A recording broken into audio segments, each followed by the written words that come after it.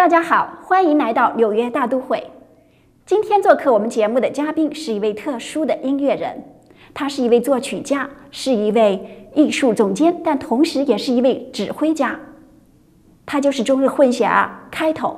Hi, welcome Kaito. Thank you. Kaito is a Japanese composer based in New York, and he's also an artistic director and conductor for Haidao Ensemble. Hi, Kaito. We know some Chinese people describe you as a very half Chinese, half Japanese, and a very young and gifted composer. So how do you think about this? To be honest, I personally don't care too much about that being mixed. Of course, I do have both cultural background, but I never felt like I have to use these elements or these things. It's just natural that these things come out from me when I compose or even do other things. So I don't mind if people want to call me half Chinese, half Japanese composer, if they want. Okay. Yeah. So, but how do you think about yourself? What's your self-identity and approval? Well, most significant thing for me would be being international, like being open to a lot of other cultures. Like I grew up in Tokyo, and I went to high school in Canada, and I went to college in Tokyo again, and I went to do masters in San Francisco, and I went to many other countries to do concert performance and everything. And all these local areas always fascinated me, and I got a lot of influence from them. So that kind of thing is more priority to me. Okay, so we know you're currently a contemporary musician. So what kind of piece are you currently working on? I'm working on piece for soprano and chamber ensemble. This piece is for ensemble from Michigan University, and this piece is going to be performed in South America, such as Colombia and Argentina and Brazil this summer. Wow. So I'm very excited. But how do you get into contemporary music at the first place? As you know, contemporary music has a very small population currently. Well, when I was in college,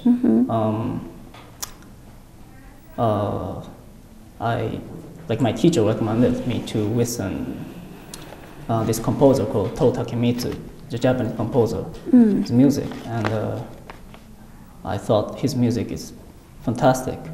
Like his music is using a lot of Eastern instruments or Eastern elements, and it's not a normal thing that a lot of other composers do. So for me, I thought it's very great, and since then I started listening to contemporary music, and I started studying about more, and I got into European avant-garde, more more crazy stuff. Yeah, so your music has been described by timeless atmosphere, and you like to make extensive use of extended techniques, which make your music has a very unique style, and it sounds like very traditionally Asian and elegant. So why do you choose contemporary music? Well, thinking about society or personality or everything around us, it's getting complex more and more, especially these days. And so it's very natural to me that this classical music turning into very complex, complex as contemporary music, and of course all these beautiful melodies and harmonies from European classical music. I accept, and they're fantastic. But you know, these days we have like more complex feeling, complex situations, and a lot of, you know, other historical stuff and cultural stuff. Especially here in New York, a lot of cultures and things are combined, and it's very complex. So I think music can be more complex these days. So yeah, that's why I'm doing contemporary music. Okay, so you do like contemporary music, right? Yeah. And so mostly you compose at night or during the day? Mostly nighttime. Yeah. During nighttime. I stay up late and I compose maybe like till 4 a.m. or something. And it's give you more inspiration during the night? Yeah, I don't feel like composing during daytime. Okay. Yeah. So what's your inspiration come from for your music? It could be a lot of different things. Could be book, could be some artwork, or could be nature. I have this orchestral piece. This piece was actually based on Chinese World Heritage. I actually went this Chinese World Heritage, and I thought all these different shape of mountains and you know, all the history was so beautiful. So that, you know, I started want to write a piece for that. Yeah. You know. So you get some inspiration from the nature, from the culture heritage. Yeah. And I think also from the some musicians, right? So what's your favorite musicians currently or in the past? Well, as I say, Toku Takemitsu is one of my best, like one of my favorite composers. And I like some Italian contemporary composers, such as Salvatore Sciarrino and Luciano Berio and these guys. And I like Ryuichi Sakamoto. He's a film composer, actually. But when I started playing piano, when I was in junior high school, I couldn't play piano at all by the time. So I was practicing really hard on his piano piece, and that's how I got to, you know, play piano. Yeah. So. Okay. Yeah. So we know you're currently based in New York, but why choose New York? Well, I love New York. New York is like very special city. It has so much cultures, energy, potential in such a small area, and yeah, as an artist, it's very important to be able to get access to, you know, high quality of performance and concerts and you know, any kind of art. And this city has all of them, like Broadway musical and jazz club and galleries, museums, Lincoln Center. All of them are great and have high quality. We know you had several pieces created as part of two separated joint series, which was entitled Cracked and Bridge. And both of these two are now as part of your life's work. So can you describe a little bit about this? Sure. So when I feel like, when I feel something cracked, I think those things are very beautiful. Like I feel a sense of beauty from those kind of things. So like when I find them, I start call cracked and make peace for that. So cracked means some smashed, right? Yeah, smashed or, you know, torn. So, you know, I have a series work. So like for example, cracked 1 is about Budapest, the city, Hungarian city, and cracked 3, cracked 4, these things are about Noble, which I bled, and cracked 5 is about Mount Fuji and Miho Pine Grove, and so yeah, like all these things, basically, I felt cracked, and also beautiful. Yeah, it's beautiful and cracked. Yeah, okay. Exactly. And we also know you have a piece of music which was called Footbridge. Japanese footbridge. A Japanese footbridge. Okay, this inspiration is come from a famous painter, Right. which was also called Japanese footbridge, right? Okay. Yeah. So, and we also found in your music, you occasionally use Asian instruments, electronics, and electronics instruments in your music. So, you want to set up a bridge between the West and the East, right? Yeah, definitely. Yeah, I mean, yeah. How do you think? Well, I do respect a lot of Western cultures and art, and I do love them. And that's why, you know, I started studying classical music. And but when I was in college in Japan, I noticed that like Eastern traditional art or music is also cool, like as cool as Western. So by the time I started studying these kind of things, and you know, right now I use both of them into my music. Yes, we know you are born in Japan, right? Yeah. In 1989, so you're so young, and you grew up in Japan. So when did you come to the United States? That was almost 3 years ago. 3 years ago? Yeah, I went to college, master's degree in San Francisco. Yeah, we know you you received your Master of Music from the San Francisco Conservative of Music. Right. And you had studied there with some very famous, very popular musicians. So can you tell me some stories there? Sure. When I was there, I studied with two teachers, Konrad Souza and David Garner, and both of them are great. Konrad Souza was like famous opera composer, and he's at that time I was very interested in theatrical music, such as opera and musical theater and all these things, and so I was very happy that I studied with him. Yeah.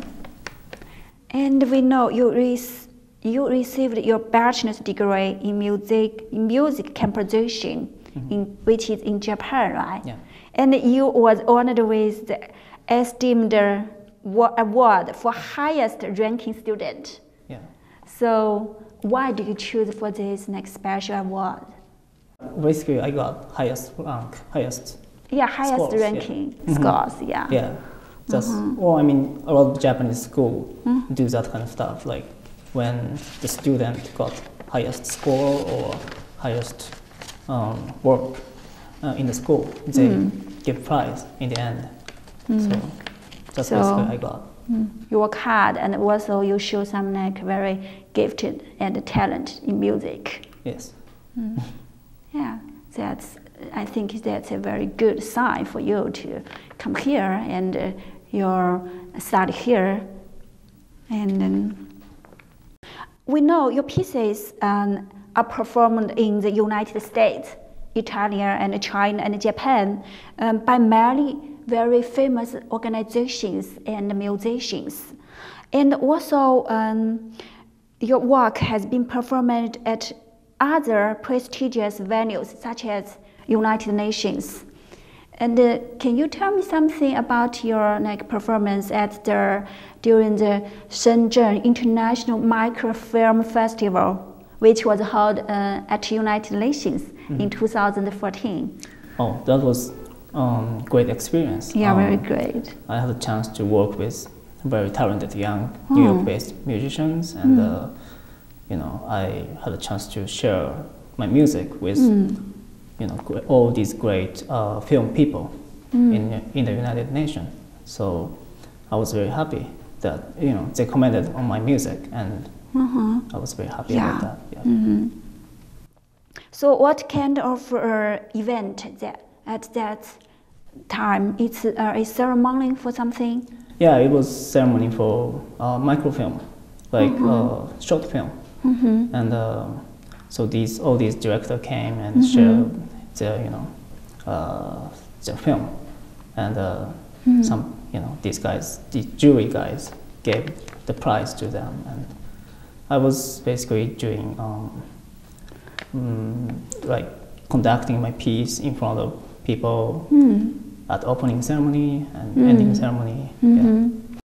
You are honored with the privilege to conduct your pieces at that very huge, big ceremony. So, what's your goal for the following 5 or 10 years here? Well, I want to do a lot of film music more, and I want to keep writing more like pieces, like contemporary music, and yeah, I want to success on both directions. Okay. Yeah.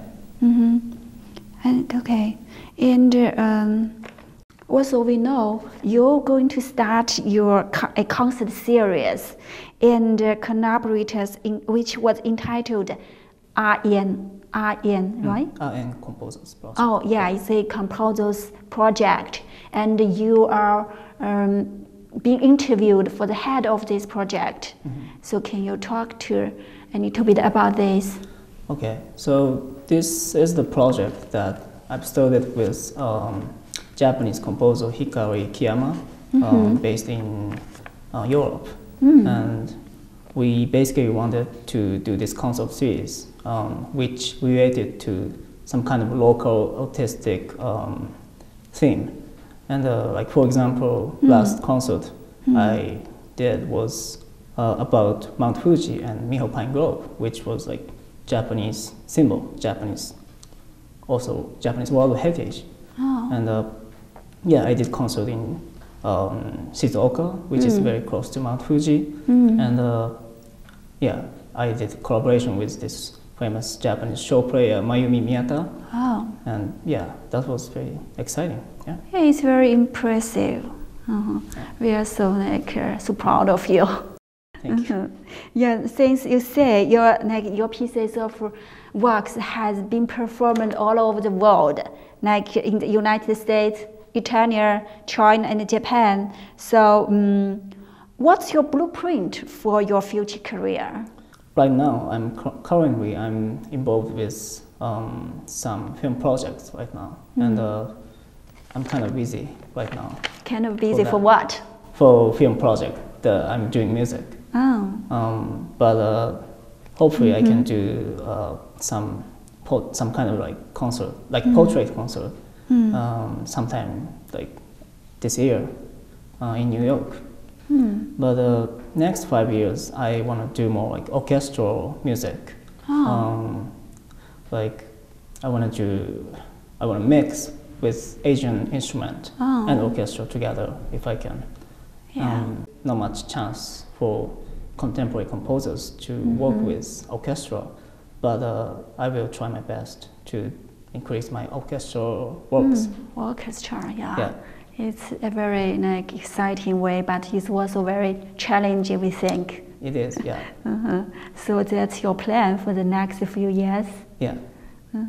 What else? Because we know you are currently taking the position as the artistic director at the South American Cultural Council. So how do you think about this?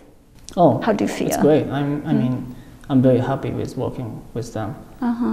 They have very huge and great events all the time, and I'm very happy to get the idea together and organize these events. And yeah, I'm very happy to be artistic director.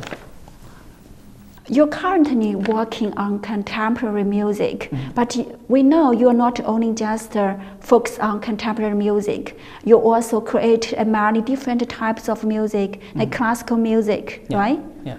So can you tell us a little bit story about your past and current works on classic music? Well, when I was like high school student, I had no idea about contemporary music. Like I've never listened, and my pieces were very melodic and tonal and very easy listening kind of thing. But when I entered college and I started listening to contemporary music, I thought like this So is you great. were attracted by the contemporary definitely. music. Yeah, my teacher brought this bunch of CD of contemporary music, and he said you should listen. So I started listening, and like I really loved Toru Takemitsu's work, and yeah, I listened over and over again. Yeah. So, how do you choose if somebody tell you you get talent on contemporary music and you like classic music? So how do you balance these two kinds of music? So classical music and contemporary music is actually related. It's not different thing. Like so contemporary music is actually based on classical music. So we still study and respect this classical music, and so like we use violin and orchestra and like all this same thing. But we use more techniques, other techniques, and complex stuff, complex harmony, and like complex melodies, rhythm. We just use complex stuff, but basically it's related thing. Yeah. Okay. We know in November 2013, the Japan Culture Institute in Roma, Italy, has invited you to present one of your works and give you a presentational speech on Japanese music.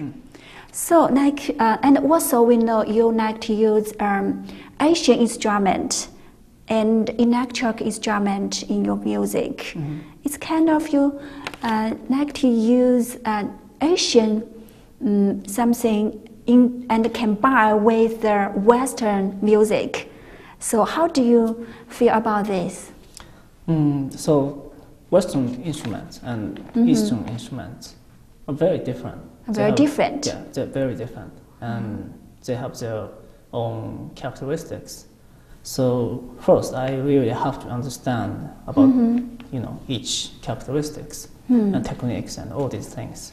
So I studied them, and so for mixing them, mixing them together, it's very delicate and difficult and nervous kind of things to do. But for me, it's